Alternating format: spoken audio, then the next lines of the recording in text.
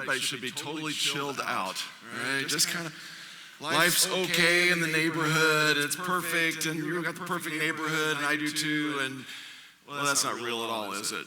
We've got difficulties, we've got issues, but God is good, and I'm glad to be with you today. We've been gone on a missions trip, and we had a team from Harvester go, and we had a fabulous trip. We were able to spend time with many of our churches in Indonesia, and I want you to know that our churches are doing well.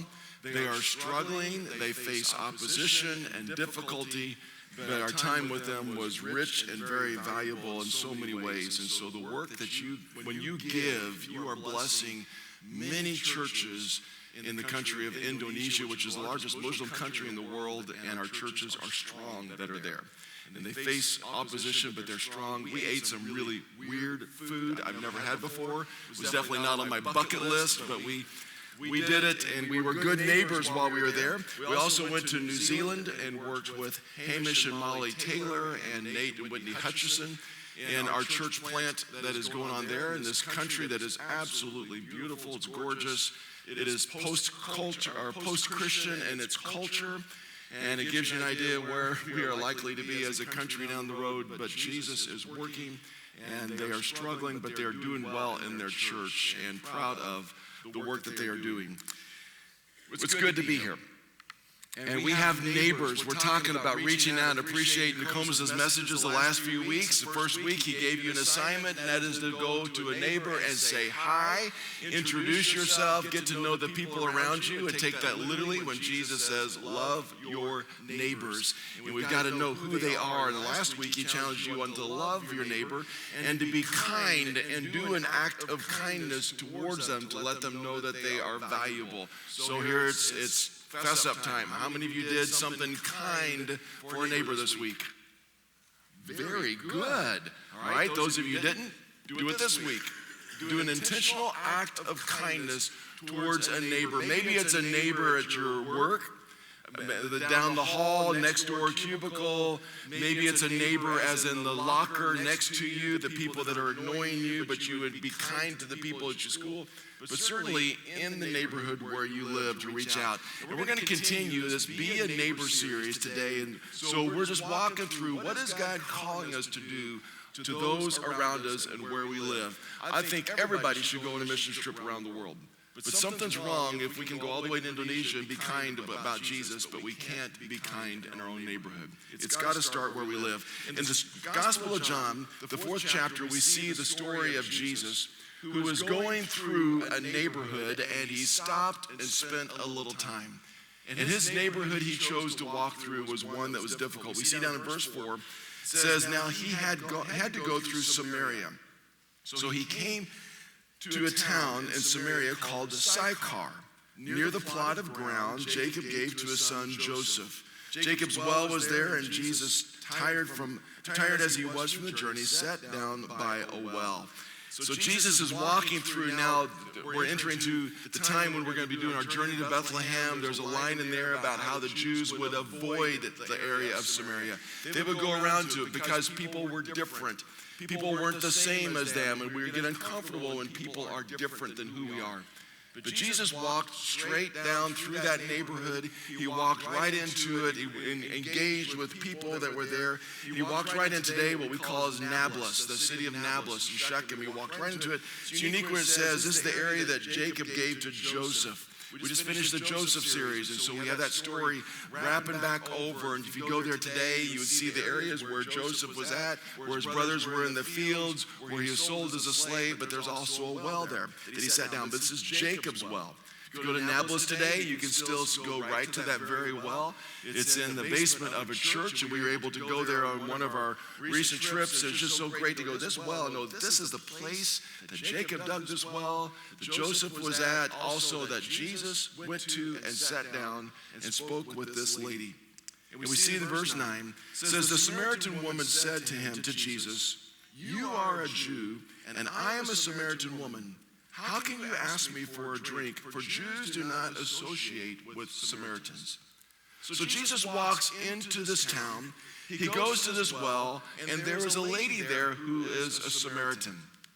Now, that doesn't mean a whole lot to us, but she's someone that's different. And Jesus was able to do something very, very well everywhere he went.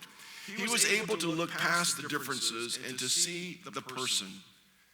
Now, we know that some of his followers had a hard time with this. They struggled. They would avoid this area. They would avoid the people like this. But Jesus went right into town, walked right up to the well. There was one particular lady that came out in the afternoon, and she had some difficulties in her life, and he just began to talk and to share with her. There's people that we avoid. There's people that we walk away from, people with all kinds of issues and problems, people who are different from us, and because of the differences, we stay away from. Maybe they have a different living standard than you. It's just a different style, and you just go, that's not where I'm going to be. Maybe their social acceptance is not on your level. Maybe you don't want to be around them because you don't want to be brought into that area. You don't want people to assume some things about you, so we avoid them. Jesus did not. This lady had a lot of pain in her life. Last week when Nokomis encouraged you to go do acts of kindness, one of the phrases he used was, enter into the pain of your neighbor's life. And sometimes we see those issues and we avoid them. We don't want to be a part of those issues. We think they brought these problems on themselves. It's their issues and we stay away. And Jesus sees past those differences. And he sees the person that's there. This lady faced a lot of rejection. She was the victim of gossip. She was by herself rather than with all of them in the morning. If she'd come in the morning, hanging out at the well would be like going to Starbucks for your morning coffee. Everybody's there. It's the cool place to be, but she's not there at that time. She comes later in the afternoon by herself because she was different from the rest. She came to a place, and we see later as Jesus is talking to her, she had all kinds of questions. The questions like, well, where do you think we should worship? Because we think we should worship here, but you Jews think you should worship over here. And even sometimes our neighbors, they worship differently. They worship at a different place. Maybe they put their focus on someone who is different. There's different interpretations of faith, and those differences are hard. Sometimes they make you feel very uncomfortable. Perhaps to someone who is very, very wealthy, or maybe someone who is in the dyers of poverty that make you uncomfortable. Maybe there's some physical problems. Maybe there's something about their life that just is awkward and they need value. And perhaps you are to live by them. You are their neighbor for a purpose and for a reason. To show what Jesus would show to that person. To show him how he cares for them.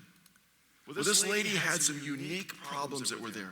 Some that stood out, some that were very different, and social standards are awkward and hard, and we think, how do we work around these differences? In the neighborhood there's some kind people, there's some people who are different. There's some people who are good, there's some people who are evil, have hard problems. You go to Mr. Rogers' neighborhood, and there was Daniel Stripe the Tiger. He was a good guy.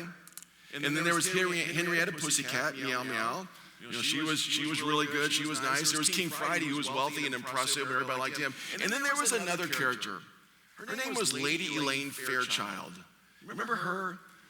She was just kind of different. Ugly puppet. Just ugly. She was the curator for the museum go-round, and she had this phrase she'd always use. It made you feel really uncomfortable. She'd do the boomerang, toomerang. Thank you. That's it. Yeah, you got it. Boomerang, toomerang, zoomerang. You think she's casting a spell, and you just think, oh, she's awful, she's weird. And it was very uncomfortable to be around Lady Elaine Fairchild. And I remember thinking as a young guy, why don't they just take her off? Why do they put her on there? And perhaps you have someone in your neighborhood that's just uncomfortable, that's weird, that says weird things, and it's kind of mean-spirited and just has these awkward moments around them. You just think, I'd really like it if they would just move out of our neighborhood. But one thing that was right in Mr. Rogers' neighborhood is everybody treated her well. Even though she was grumpy, even though she was just weird. She had all kinds of issues, and if you watch all those series, you know that many of those issues are brought out, the difficulties that she had faced in her life and why she was that way. But Jesus was able to see past differences and to see a person. Verse 17. When Jesus is speaking to her, she says, I have no husband. And Jesus said to her, you are right when you say you have no husband. The fact is, you have had 5 husbands, and the man you now have is not your husband. What you have just said is quite true.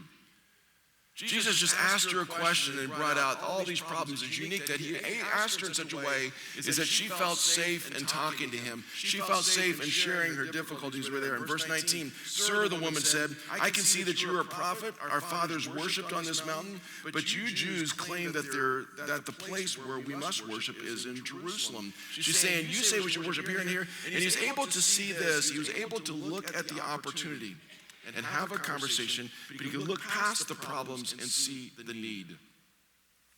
When you look at the people around you, they have difficulties, they have problems, but can you look past the problems and see the need in their life?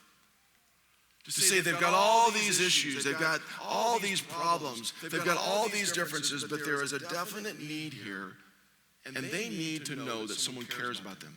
They need to know that they have value. And whatever your difficulties are that you face as you walked in here today, whatever problems you're facing, Jesus can see past those and he can see your need. He knows you. He knows maybe you're not accepted well by other people. Maybe you feel uncomfortable being in a church today. But Jesus knows your need and he can see past the problems that separate you from some of the other people. The same way he was able to reach out to this lady and care about her. Another thing Jesus was able to do, he was able to look for the opportunity to have a conversation and give them some peace. Oftentimes in the Bible we see the word shalom. He was able to give a shalom peace. It's a greeting that they were to give. They would just walk to someone, they'd say shalom and giving peace. And this hello was one that meant, I care about you. It was one that says, I want peace to be in your life. Wouldn't it be great if we were able to do that? Just same as Jesus walked into this town, someone with all kinds of differences and someone with all kinds of problems, and he was able to speak to her in such a way as he offered her a shalom. He offered her peace. He took the time to stop. Where other people would have avoided, Jesus went right into town. The followers said, we're hungry, we need to go get something to eat. Jesus said, I need to go right here.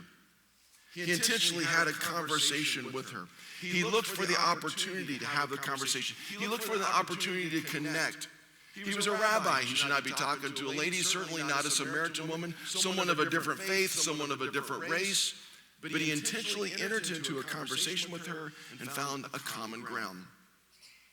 We met several people on our trip, and one of the young men who's actually been here to Harvester before, his name is Martono. Martono is just this wonderful young man to speak with and talk to, and he has just become very effective in reaching out to people who are of a different faith. And many times those of a different faith can be in great opposition in that country of Indonesia, but he says, you know, I just pray for an opportunity to share, and I look for a person of peace. He says they don't have to agree with him and everything, but I just look for someone that I can have a conversation with, and I find that person and we begin to talk, we begin to share life, his words, we become neighbors. As he just begins a conversation, he says, I become the friend until I earn the right that I can share my heart with that person. And Martono has been very effective in leading Muslims to Jesus, because he just enters into this with a heart of peace. So many times when we see people who are different, we just all of a sudden get our riled up, and we get argumentative, and we start demanding how wrong they are and how right we are. And very few people are won to Jesus by that kind of a method. But just sitting down, intentionally having a conversation, building a relationship, and entering into a time of peace. Jesus did that. And we as his followers should be doing the same thing. You got a neighbor who needs to know that Jesus offers peace. They've got differences. They've got problems. And how we can speak into them. Look for the opportunity to have a conversation and let them know that they are valuable, that they are important. They will never know that they're valuable to Jesus until they know that they're valuable to you. And that means a change of heart in how we reach out and how we speak to them. And you share with them who Jesus is in you by the way you live out hope, and the way you're able to give blessings, and the way you're able to express Jesus to them. 17th century France, there's a man named Muridas. Muridas was an intelligent man. He went through some difficulties. He got to the point where he was stricken with poverty and had nothing to do. He was very sick, and they took him into the doctor. The doctors just looked at this weak, poor person, and they actually said, using Latin, because that was the language of those who were intelligent. He said, let's just try some experiments on this poor man that obviously doesn't have anything. But Meridas was able to understand them. And his response to them says, will you call worthless one for whom Jesus died? And sometimes we look at people around, and we think, look at all their issues, look at all their problems, and just like Lady Elaine Fairchild, why don't you just get them out of the neighborhood, get them out of my life? What is the problem going on with them? And can you turn that around and say, Jesus died for that person?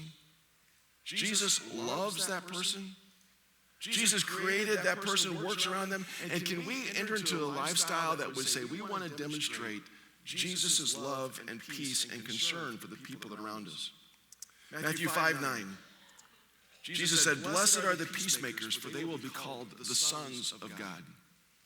When people look at you in your school, in your cubicle, in your physical neighborhood, do they see you as a peacemaker, someone who represents Jesus? Colossians 4:5 and 6 says, be wise in the way you act toward outsiders. Make the most of every opportunity. Let your conversation be always full of grace, seasoned with salt, so that you may know how to answer everyone. Are the conversations in your neighborhood always full of grace?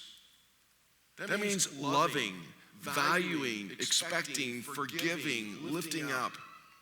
Proverbs 25:11 says, a word aptly spoken is like apples of gold in settings of silver.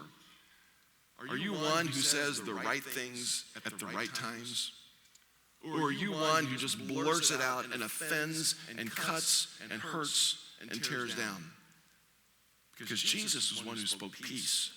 And as a follower of Jesus, you need to be one who demonstrates that as well. We need to pray for the right words at the right time. And I want to encourage you to pray for divine appointments to share God's love and to share his concern and to share his peace. Would you just do that for this week? That you pray and say, God, give me an opportunity this week to talk with someone, maybe someone I've just met by their first name. Someone who needs to know some kindness, and I've done something kind for them, but help me to speak more than that. Help me to have this conversation with them that gives value. One that can hear the story, one that can ask the appropriate questions, one that can say the right things at the right time. Andy Stanley says we need to look for triggers. Those opportunities, just those connecting points. Maybe it's a hurting or pain, or there's a change in their life, or there's some kind of a need, and they're expressing it. Maybe they're expressing it in a way that's not very appropriate. You and I do the same thing sometimes when we're hurting. It comes out awkwardly. But can you take that hurt and that pain and enter into it with some love and care and concern, the same way Jesus did with this lady? You can just use your story. Just be yourself. You don't have to have a whole list of verses memorized. You don't have to have all your arguments ready. Just enter into a conversation and care and love and give peace and blessings to the people around you. One of the things Mr. Rogers said was, I believe that appreciation is a holy thing. That when we look for what's best in a person we happen to be with at the moment, we're doing what God does all the time. So in loving and appreciating our neighbor, we're participating in something very special. Can you do that? Can you recognize that the person you happen to be with at this moment right now is an opportunity for you to demonstrate God's grace and God's goodness? Maybe it's someone who's very irritable, someone very difficult. But they need to know that they're valued by God, and God maybe put you in their neighborhood for that very reason.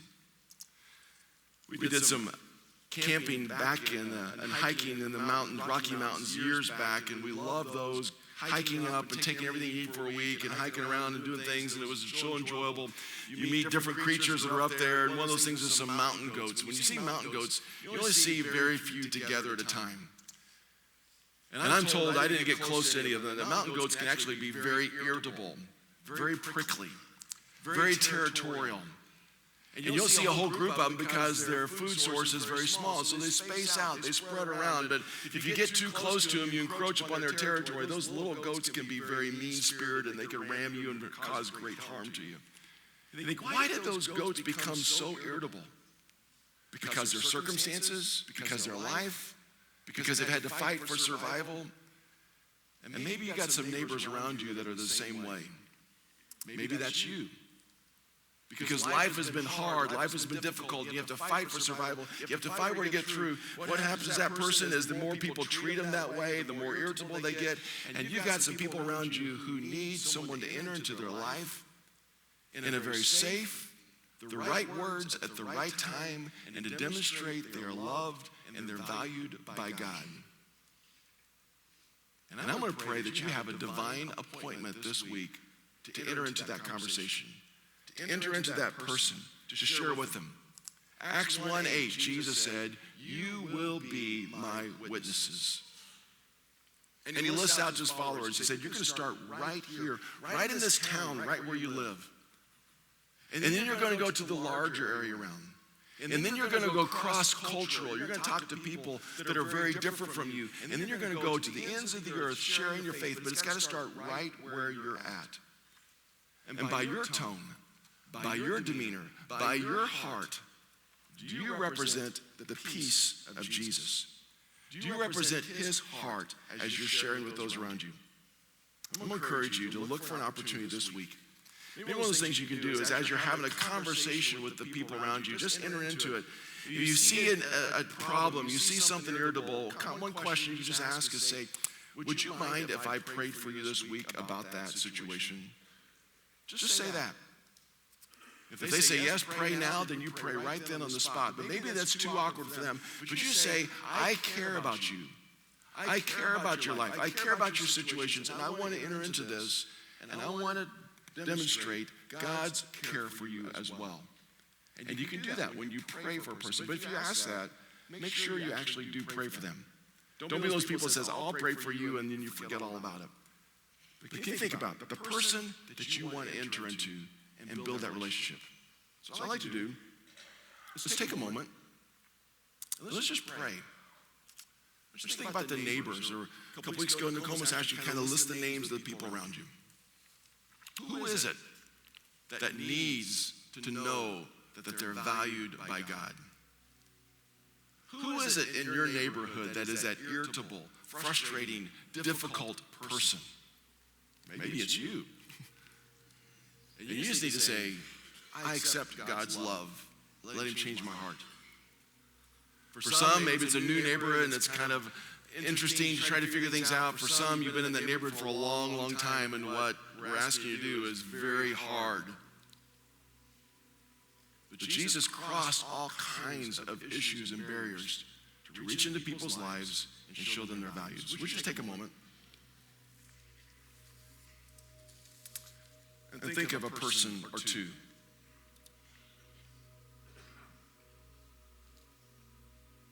lives close by, has some heartache and difficulty. Maybe it's your neighbor at your work or your neighbor at your school. And would you just pray for that person? Whatever hurts they've had in their life, and the pain, circumstances, bad choices.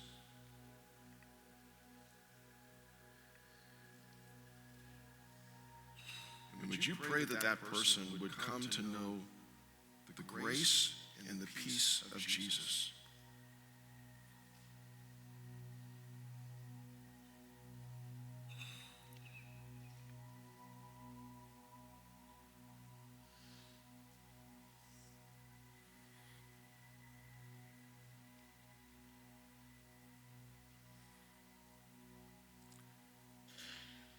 Would you have the courage to ask God to use you to demonstrate that grace and peace this week?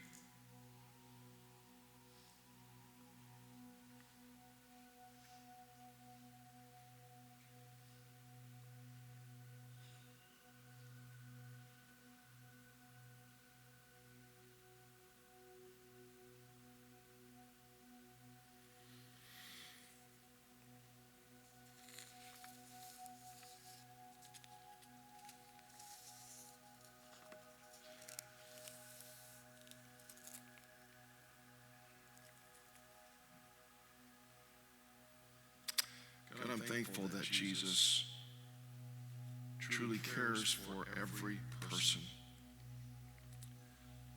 That he intentionally entered into a conversation with this woman who had difficulties, heartache, and pain.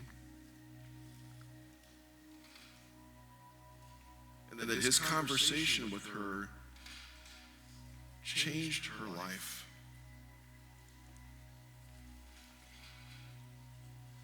Father, I pray that you help us to be your witnesses, that we would be an example of your peace and your grace and your hope. That you'd use us this week to make a difference in someone's life.